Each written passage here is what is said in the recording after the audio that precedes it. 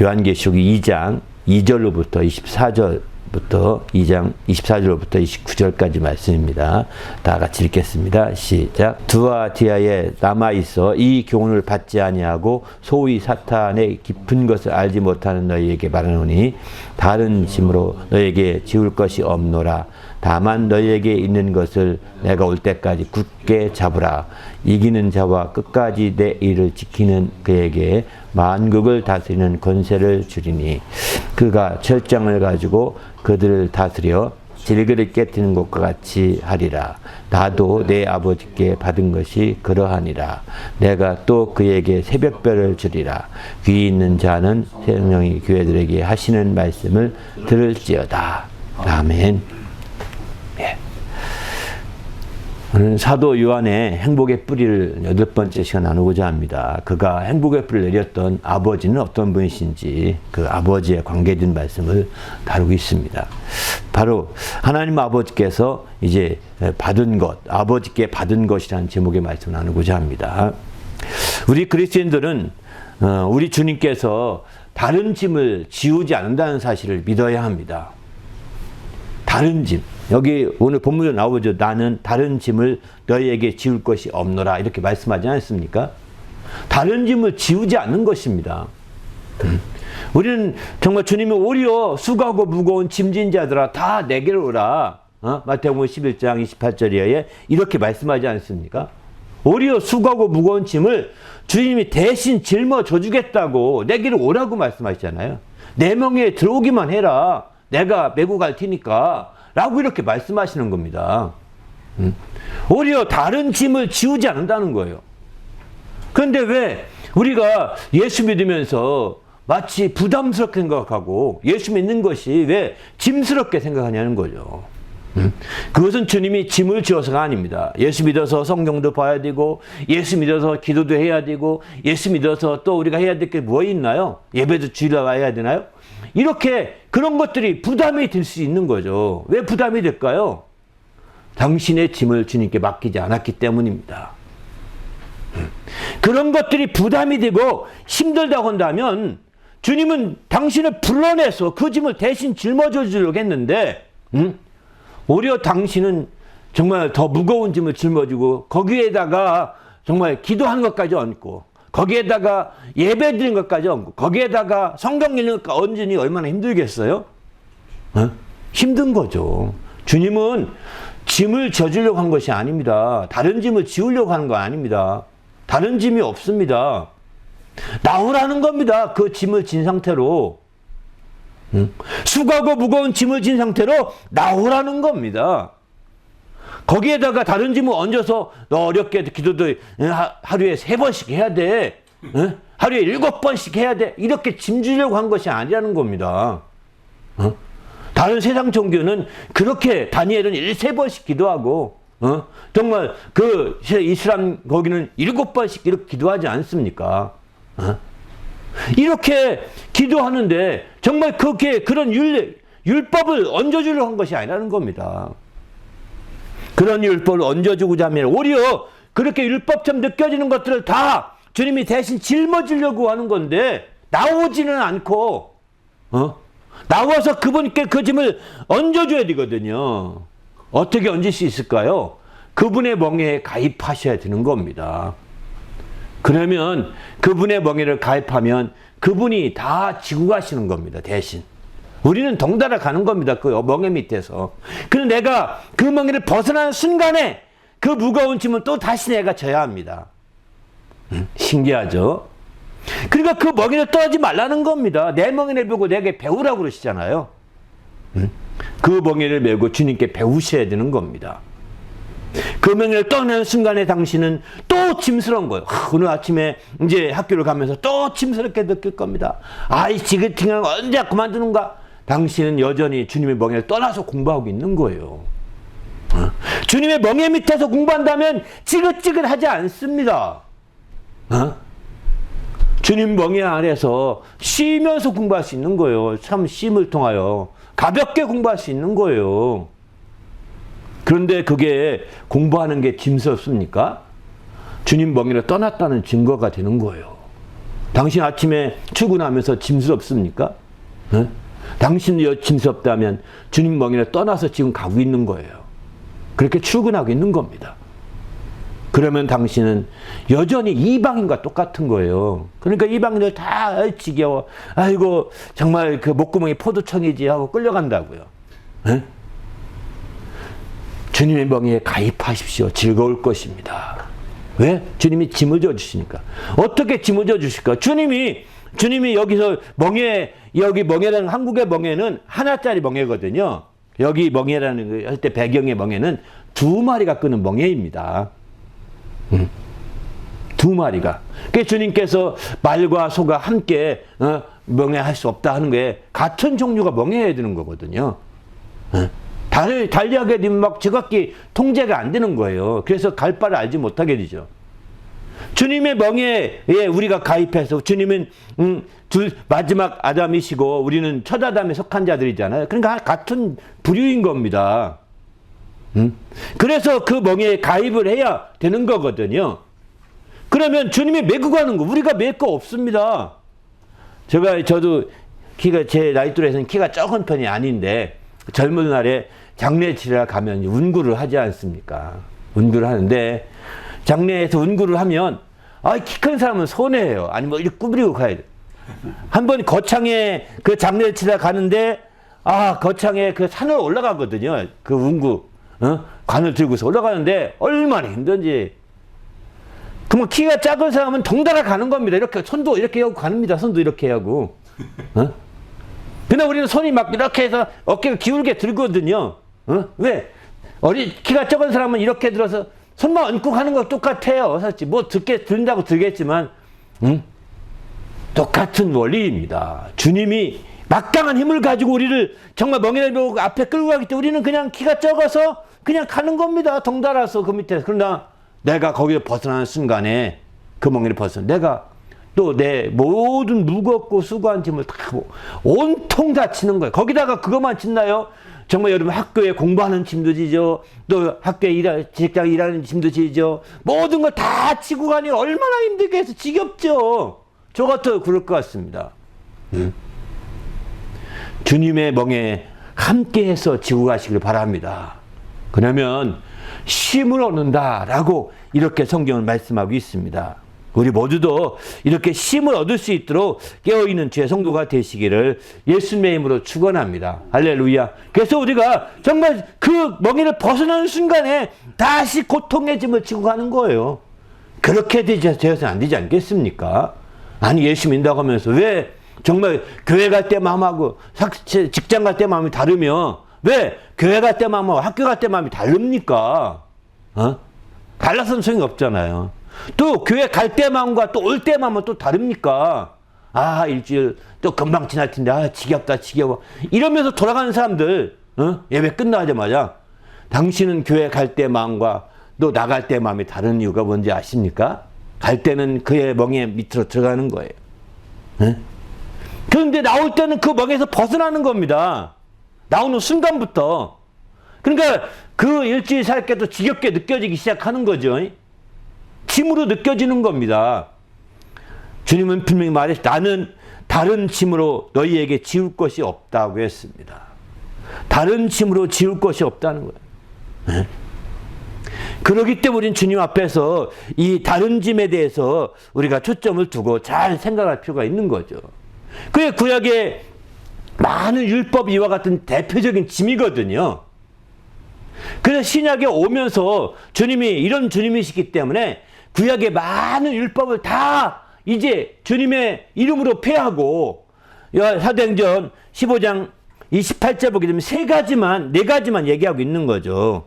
성령과 우리는 이 요긴한 것들 외에는 아무 짐도 너에게 지우지 아니하는 것이 옳은 줄 알았다 이렇게 말하지 않습니까? 이 요긴한 것 네 가지가 뭐냐? 우상제물과 피와 목매에 죽인 것과 음행을 멀리할지니라 이렇게 말합니다. 이 네 가지 그 구약의 그 수많은 율법 조항들이 많은데 그런 모든 것들을 다 주님이 행하셔서 다 이루셨어요. 그리고 나서 이제 성령으로 말미암아 네 가지를 행할 것을 권하겠는 거죠. 얼마나 단촐합니까? 우상 제물, 우상을 섬기지 말라는 거죠. 또 피에 대해서 좀 깨끗해야 된다는 거죠. 그 다음에 이제 목매인 것 먹지 말고, 또 더 나가서는 이제 음행에 멀리하라 이렇게 말하고 있는 거죠. 그렇습니다. 우리는 지금 교회 나오면서 어떤 짐을 느끼고 있습니까? 무엇이 부담스럽습니까? 무엇이 힘들게 느껴지게 하십니까? 정말 교회 나와서 주님은 다른 짐을 지우려고 하지 않는다는 사실을 이것만 분명히 알아주셔도 당신에게 정말 당신에게 짐으로 느껴진 부분이 있다면 이건 주님이 지우는 것이 아니야. 세상 것이야. 내가 주님을 벗어나고 있다는 증거야. 이렇게 발견하셔야 되는 거예요. 오늘은 이제 여기 토론토에 첫눈이 내렸습니다. 새벽부터 내린 눈이 조금 이렇게 쌓였더라고요. 여러분, 정말 이렇게 눈이 내린다는 그만큼 온도가 떨어졌다는 얘기잖아요. 온도가 떨어지지 않으면 눈이 안 내리거든요. 이처럼 여러분이 짐스럽게 느껴진다고 한다면 내 신앙이 마이너스 상태가 됐구나 이렇게 생각하셔야 됩니다. 내 신앙이 주님을 떠나서 주님이 기준이니까 주님을 떠나는 순간 그게 마이너스거든요. 주님 밑으로 주님을 떠나는 순간 마이너스입니다. 냉랭해졌구나 내 신앙이. 그러니까 그것들 자체가 세상에 누구나가 하는 일들이 다 나에겐 부담스럽고 누구나가 하는 일들이 나에겐 힘들고 이렇다고요. 왜? 주님 멍에 아래 있지 아니하고 혼자서 버벅대고 있는 겁니다. 주님께 진지하게 주님의 멍에 밑으로 들어가기 위해서 기도하지 아니하고 버벅대고 있는 거예요. 왜? 주님이 이렇게 시기해 주셨는데 왜 그 수학 문제 하나가 그렇게 힘들어서 짐이 될까요? 왜 과학 그 물리 문제 하나가 그렇게 힘들어서 짐이 될까요? 아이 지긋지긋해 보기도 싫어 그거. 이런 사람 있다니까요.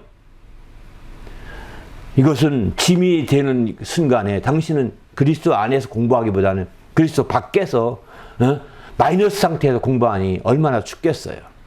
그러니까 머리가 돌아가요. 추운 데서 머리도 안 들어갑니다. 돌아가요. 안 들어가죠.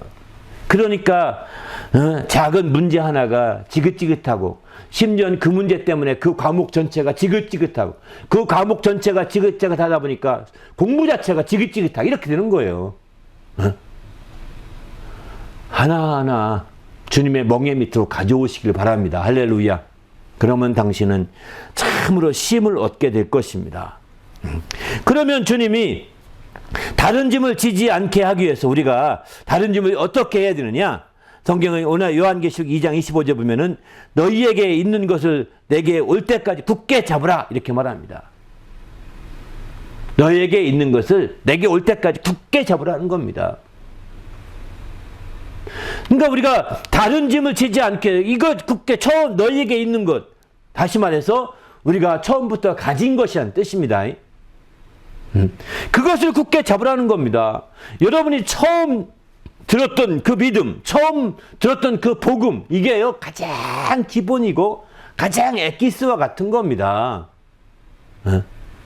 그 말씀을 굳게 잡고 그것을 바탕으로 해서 나가야 되는 건데 그것을 다른 것이 들어온다고 해서 그게 쓱 밀어내버리면 하나의 지식에 대해서 다 밀어내버리면 소용이 없는 거죠. 그것은 지혜가 아닙니다. 그래서 너희에게 있는 것을 내가 올 때까지 굳게 잡으라 이렇게 말하기는 거예요. 히브리서 3장 14절에 보게 되면은 우리가 시작할 때 확실한 것을 끝까지 굳게 잡고 있으면 그리스도와 함께 참여한 자가 되리라고 했습니다.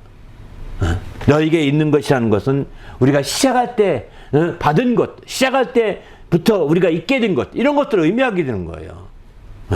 그런 걸 굳게 잡으라는 겁니다.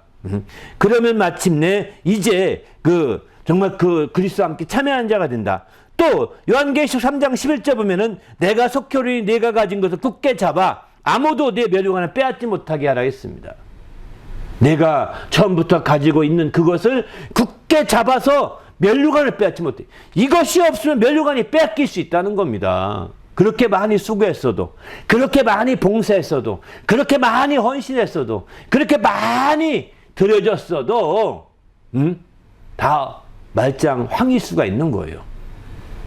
그 보상으로 멸류관을 주시는데 처음에 가진 것, 처음에부터 가지고 있던 그것을 굳게 잡지 않게 되면, 그것을 소홀히 여기면, 그것에서 멸시하게 되면 당신의 모든 수고한 것들, 당신이 받을 만한 모든 상급들은 다 소멸되고 말고 사라지고 마는 겁니다. 그게 면류관을 빼앗기는 거거든요. 이제 우리의 면류관이 빼앗기지 않도록 정말 우리가 철저히 처음에 잡은 것들, 처음에 그부터 우리가 가지고 있는 것들을 굳게 잡기를 예수님의 이름으로 축원합니다. 할렐루야. 그래서 히브리 3장 6절 이렇게 말합니다. 우리가 소망의 확신과 자랑을 끝까지 굳게 잡고 있으면 우리는 그의 집이라, 이렇게 말했습니다. 바로 우리가 처음부터 가지고 있던 그것이 우리의 소망의 확신을 갖게 하는 것이고, 그것이 우리의 자랑이 되어야 되는 거거든요. 근데 그 외에 또 무엇이 자랑입니까? 왜? 정말 나중에 들은 게 처음 것을 다 뒤에 없냐고요. 응? 나중에 들은 게 왜 처음 것을 다 뒤에 엎을 수밖에 없냐고요. 이거는 그 사람이 정말 지혜롭지 못한 겁니다. 율법이 나중에 왔는데 율법이 아브라함이 받은 언약을 뒤에 없습니까?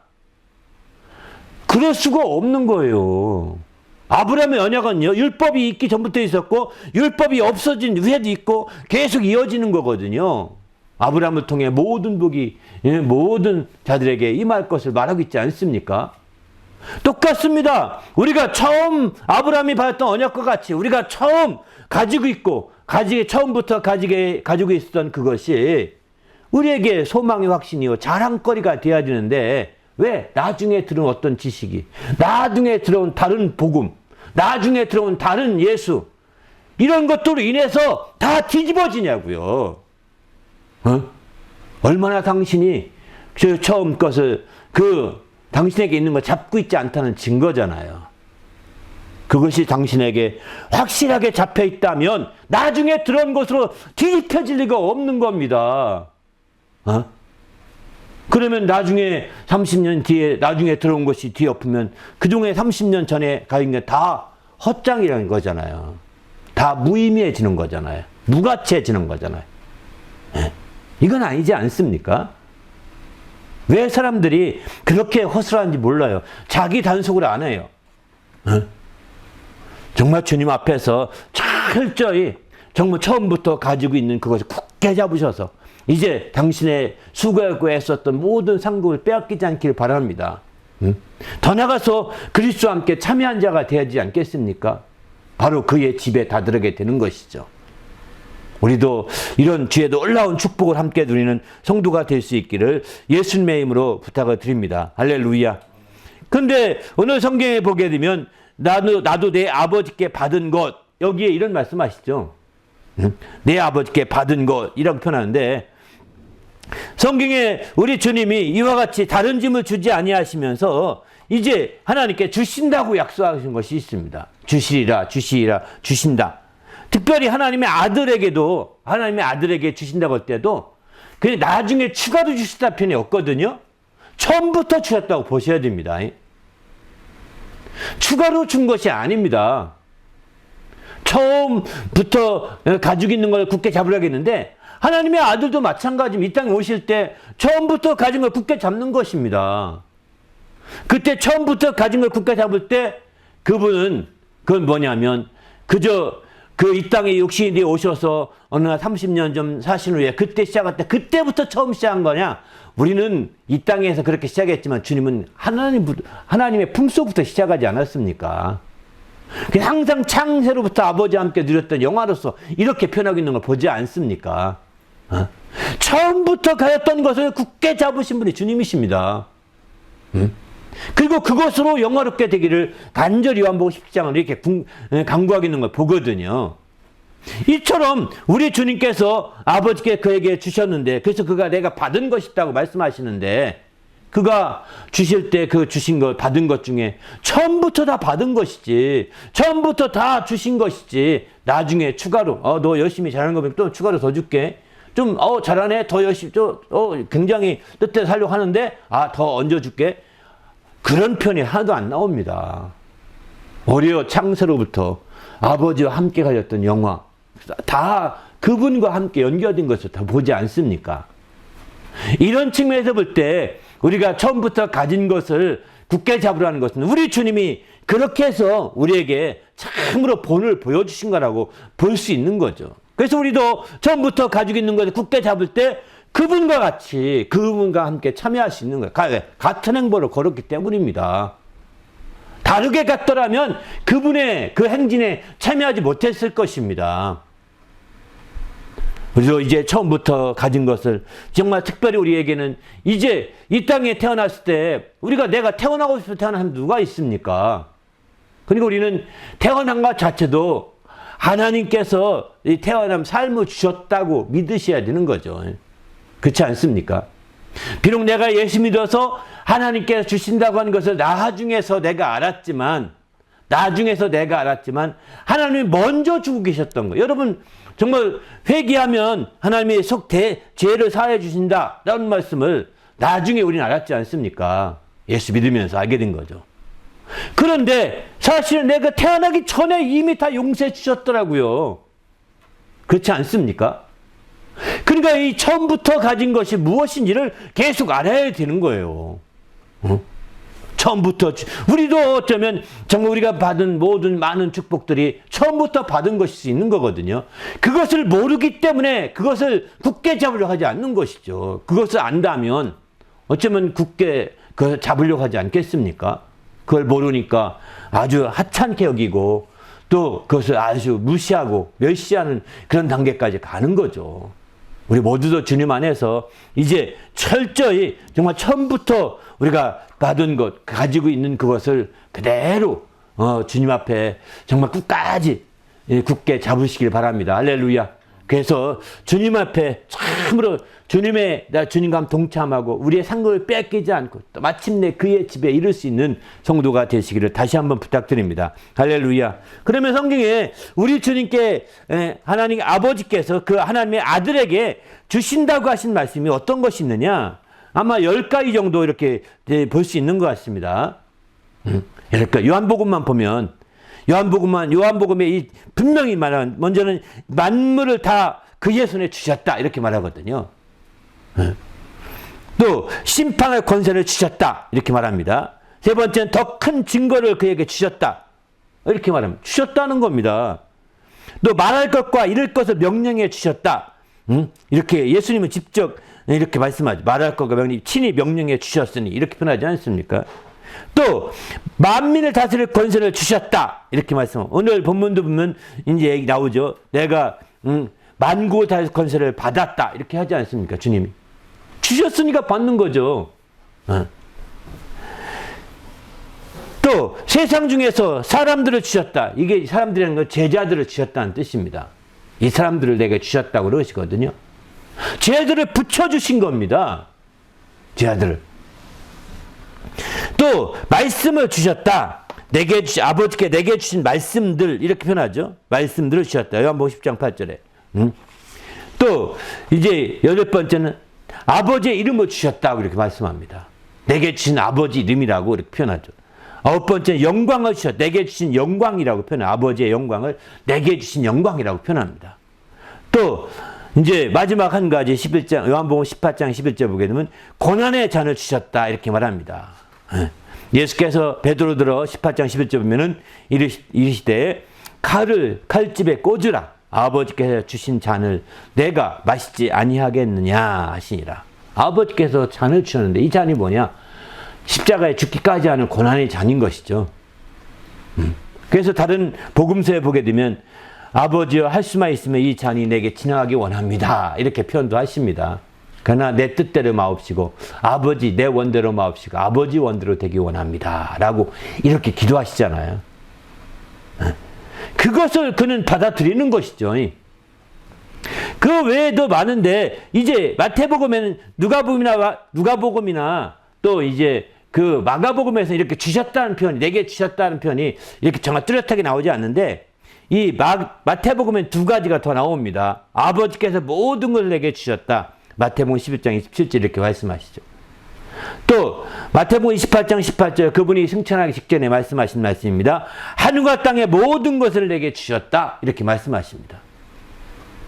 이렇게 주신 겁니다. 전체는 12가지가 되는 것이죠. 네. 복음서에서 예수님이 직접 언급하신 말씀이거든요. 예수님이 직접 내게 주셨다고 말씀하신 말씀인데, 근데 예수님이 직접 또 한편으로는 아버지께는 주신 게 분명히 사실인 것 같습니다. 그런데 예수님이 직접 언급하시기에 내가 받았다! 라고 말씀하시는 것은 3가지밖에 안 나옵니다. 이거는 복음서가 아니라 전체를 봐도 3가지밖에 안 나옵니다. 주셨다고 했는데 주신 게 다 받은 거라고 우리 모두 믿을 수 있어야 되지 않겠습니까? 다 당연한 거겠죠. 그런데 요한복음 10장 18절 보면 이 계명은 내 아버지께서 받았노라 이렇게 말합니다.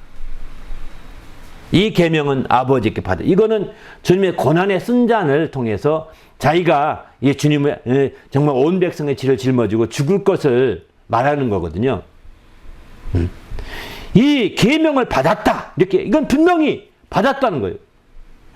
두 번째, 이제 사도행전에 보면 제 아들이 말합니다.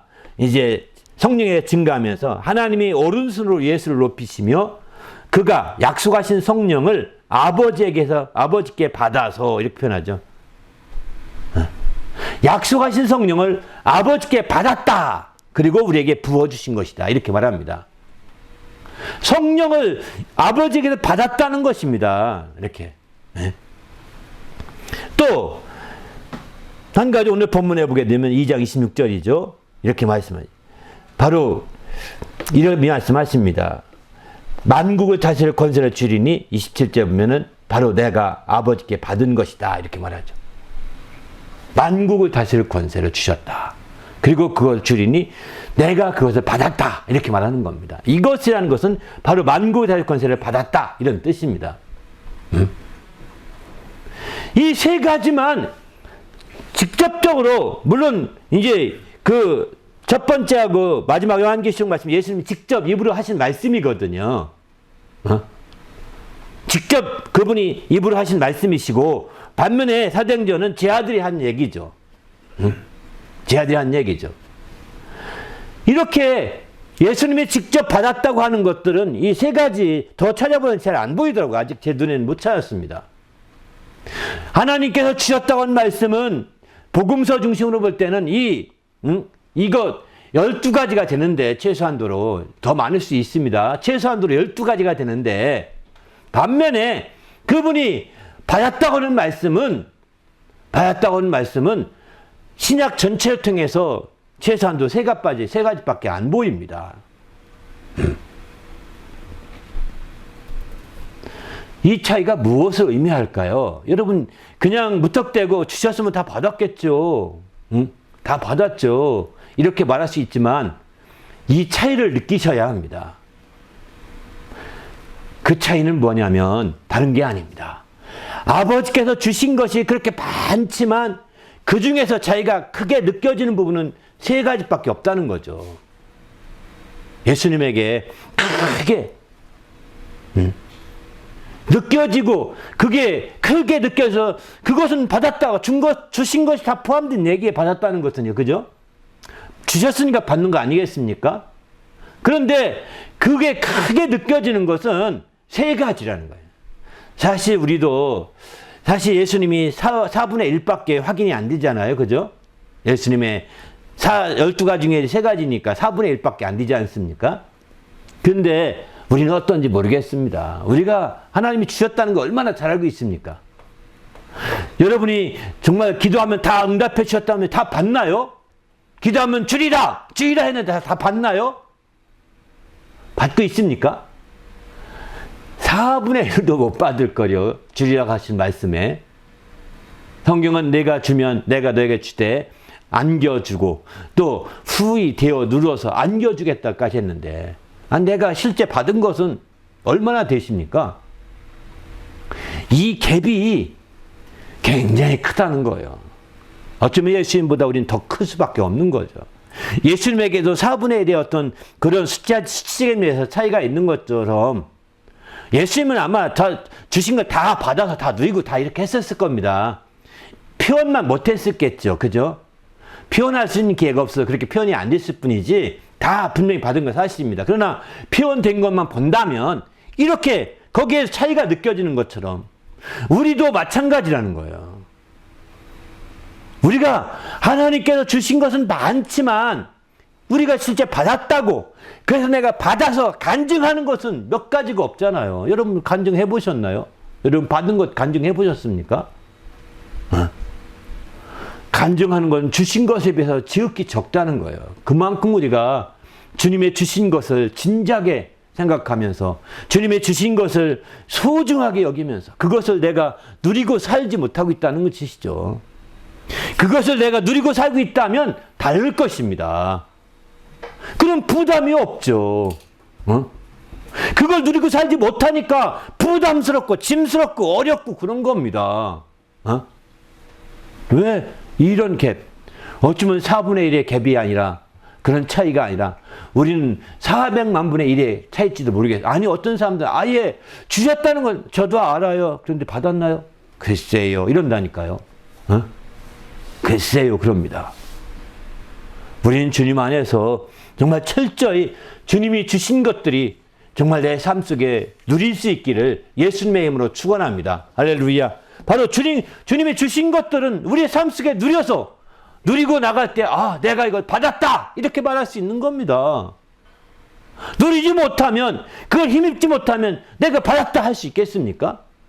그걸 누리고 힘입어야 받았다. 나 이거 받았어. 나 받았어. 이러죠. 그렇지 않습니까? 내가 그걸 누리지 못하는 한 받았다 하지 못할 것입니다. 우리 모두도 이제 주님의 주신 것들을 확실히 누려보시길 바랍니다. 그러면 하나님께서 우리에게 주신 것은 어떤 것이 있을까요? 주부 뒷면에 거기 한 12가지 정도로 실어놨습니다.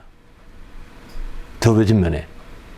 오늘 그 말씀을 꼭 한번 읽어보시고 이 12가지를 한번 간단하게 언급한다면 주님이 맨 처음에 하나님 자녀된 것을 주셨다 하지 않습니까? 그죠? 그 다음에 독생자를 주셨다고 했어요. 독생자를 주셨으니까 독생자를 믿으니까 그건 또 받은 거네요. 그죠? 또 생명 얻는 회개를 주셨다. 사도행전은 이렇게 말합니다. 또 모든 사람에게 믿을 만한 증거를 주셨다고 했어요. 이 부분에는 의심스러운 게 많죠. 믿을 만한 증거를 많이 주셨는데 믿고 있습니까? 믿으면 헷가닥하고 왔다 갔다 하는 사람이라고 한다면 당신은 믿을 만한 증거를 제대로 받지 못했다고 할 수가 있는 거죠. 네. 누려야 됩니다. 또 마음에 성령을 주셨다. 성령을 주셨다. 성령을 받은 거 기억하십니까?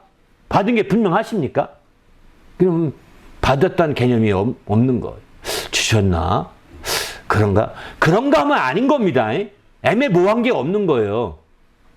내가 그런가 이게 긴가민가 하면 노예도 아니라는 뜻입니다.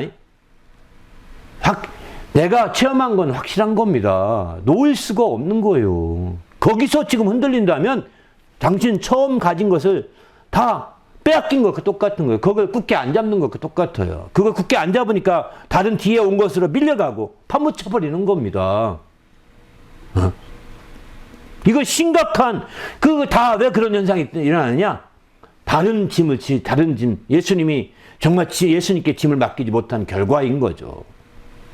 당신의 짐을 맡기고 처음부터 가지고 있는 그것을 굳게 잡아야 되는데 그것을 굳게 못 잡으니 그런 현상이 나타나는 거죠. 또 화목하게 하는 직분을 주셨다. 또 자기 몸을 주셨다. 이렇게 말합니다. 또 자유롭게 하는 자유를 주셨다. 또 그리스도의 선물을 분량대로 은혜를 주셨다.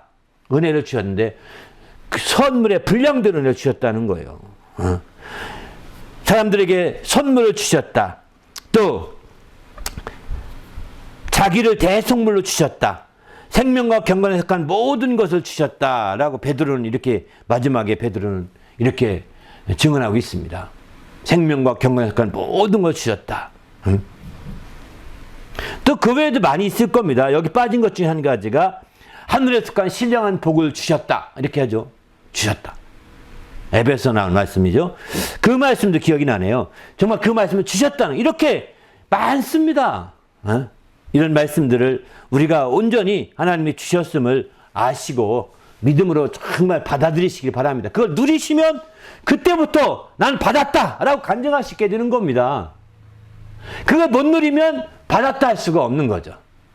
그걸 못 누리면 받았다 할 수가 없고 이제 주저주저 하는 겁니다.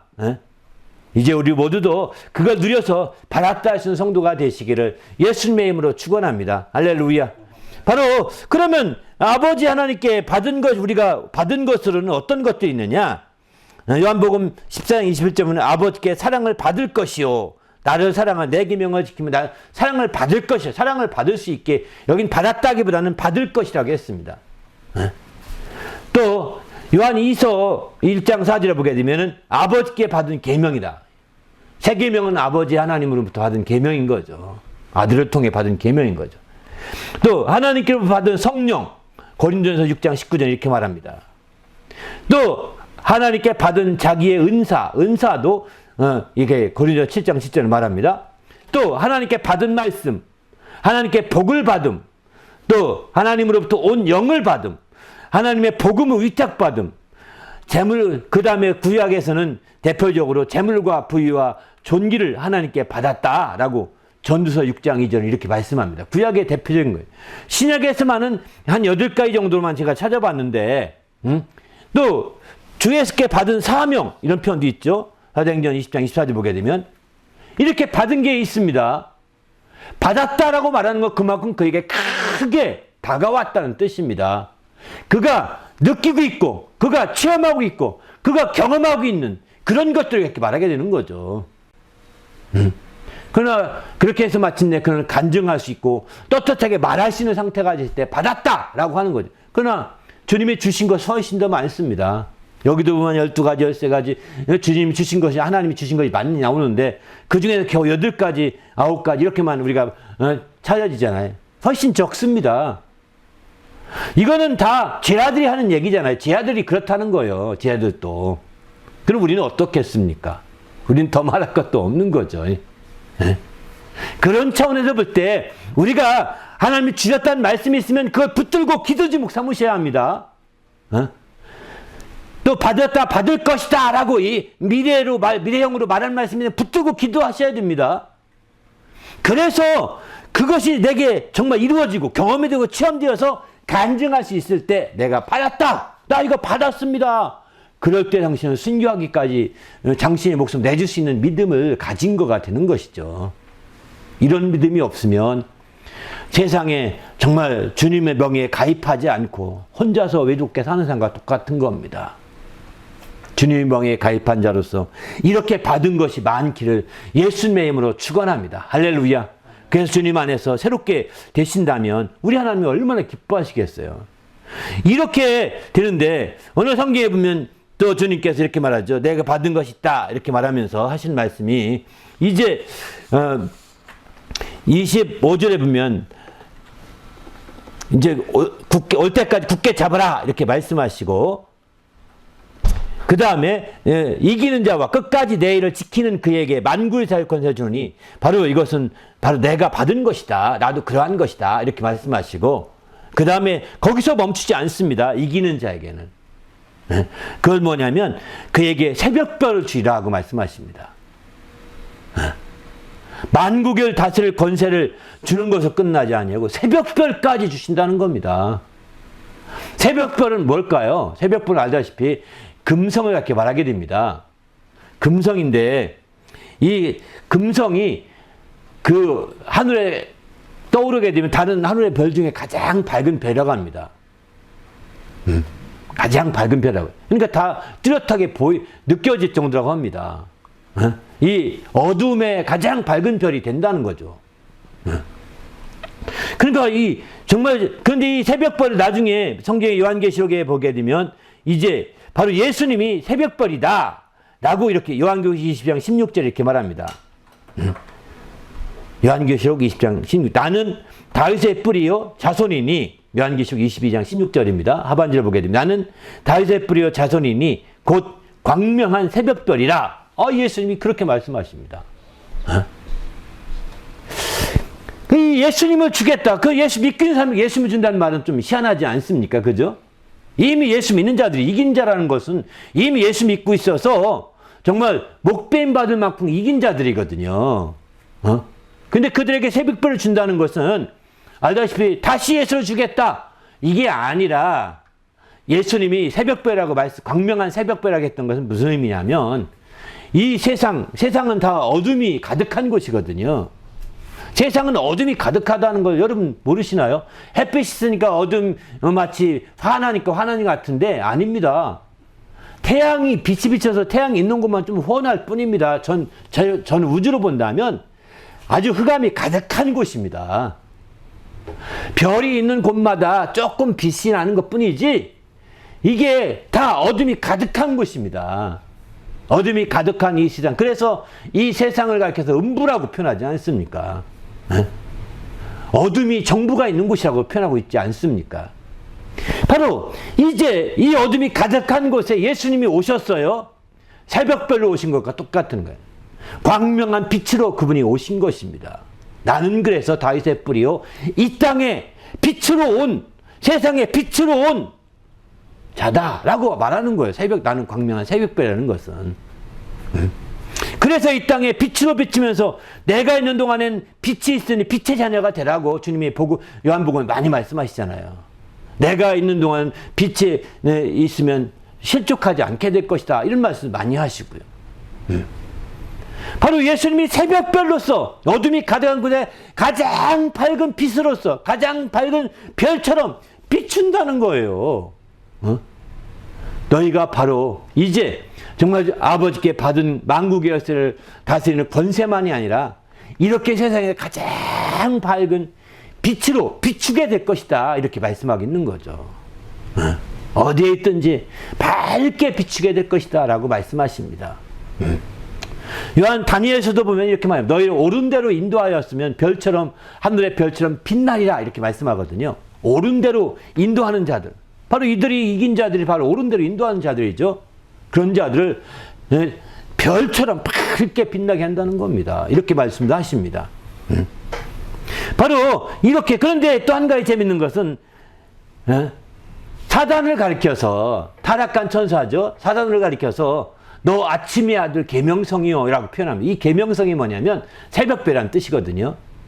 금성이라는 뜻입니다. 이 새벽별인데 그 타락한 천사도 하나님께서 정말 이사야를 통해서 언급하기를 너 아침의 아들 계명성이요 라고 이렇게 말합니다. 왜 이럴까요? 그가 이제 어두운 구덩이에 빠뜨리게 되는데 이사야서 14장에 보게 되면은 하늘에 떨어져서 어두운 구덩이에 빠뜨렸다 이렇게 표현합니다.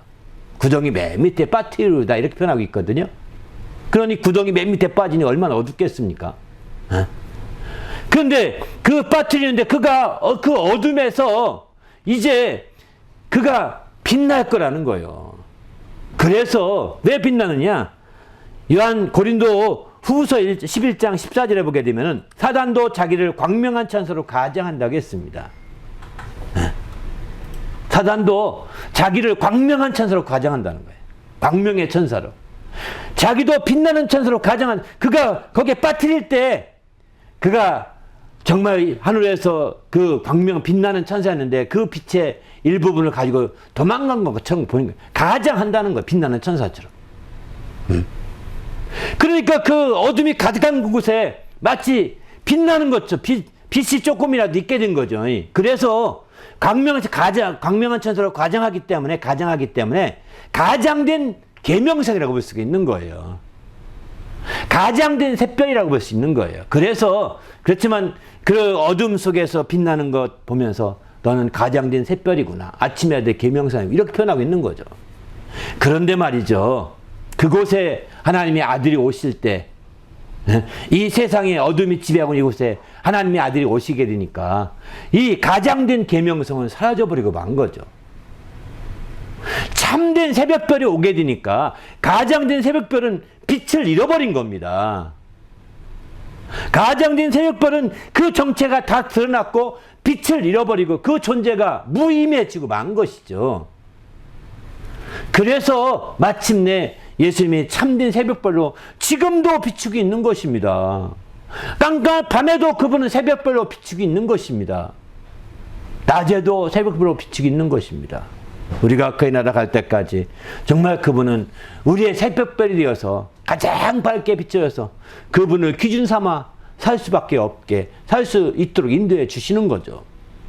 우리 모두도 이런 새벽별을 얻어서 정말 주님 안에서 만국을 다스릴 권세뿐만 아니라 가장 밝게 빛나는 그런 존재가 될 수 있기를 예수님의 이름으로 축원합니다. 할렐루야.